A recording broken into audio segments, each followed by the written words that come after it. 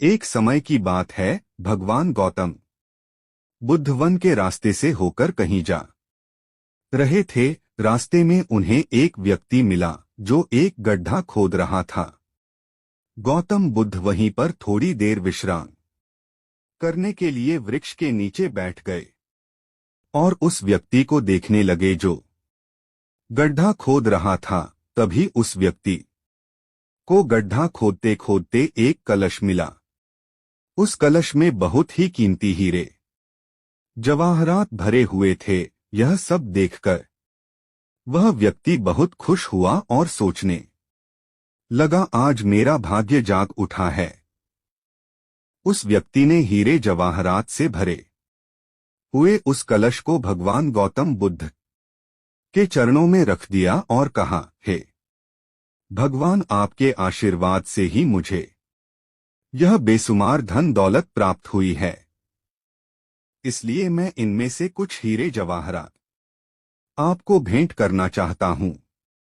यह सब सुनकर भगवान गौतम बुद्ध ने उस व्यक्ति से कहा, तुम्हारे लिए यह धन दौलत है, लेकिन मेरी नजर में यह जहर के समान है, क्योंकि बिना मेहनत के प्राप्त हुई धन दौलत जहर के समान ही होती है। इतना सुनकर वह व्यक्ति गौतम बुद्ध से नाराज होकर उस कलश लेकर चला जाता है। उस व्यक्ति ने बाजार में सभी हीरे जवाहरात बेचकर बंगला, गाड़ी और बहुत सारी संपत्ति खरीद ली और गरीब से करोड़पति बन गया। थोड़े दिनों बाद किसी ईर्ष्यालु व्यक्ति ने राजा से उस व्यक्ति की शिकायत कर दी और बोला, महाराज, जमीन में दबा धन राजकोष का होता है। लेकिन उस व्यक्ति ने उस धन दौलत को अपने ऐशो आराम के लिए खर्च करके राजद्रोह किया है और ऐसा करना नियमों का उल्लंघन है। यह सब सुनकर राजा ने अपने सैनिकों को डोट उस व्यक्ति को पकड़ने का आदेश दिया और राजदरबार में बुलवाया गया। तो राजा ने उस व्यक्ति से उस कलश को जमा कराने के लिए बोला।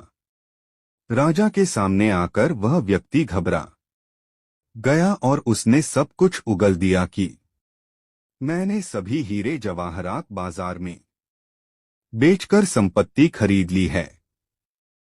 यह सब सुनकर राजा ने उस व्यक्ति से कहा, ऐसा करके तुमने हमारे राज्य के नियमों का उल्लंघन किया है, इसलिए तुम्हें इसकी सजा जरूर मिलेगी। और राजा के आदेश से उसे अपने परिवार सहित जेल में डाल दिया गया और उसकी सारी संपत्ति जब्त कर ली गई।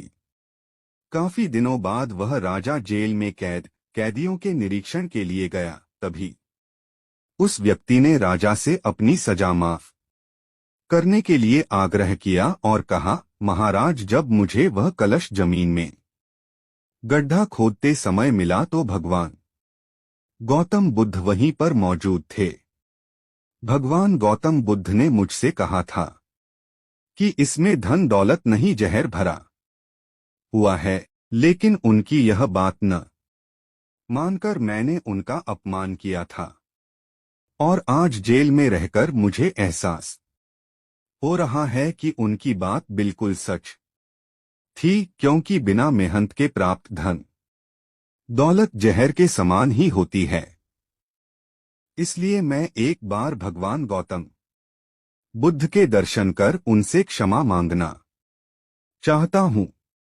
उस राजा ने भगवान बुद्ध को ससम्मान अपने राज्य में आमंत्रित किया और जेल से निकालकर उस व्यक्ति को भगवान बुद्ध के पास लाया गया।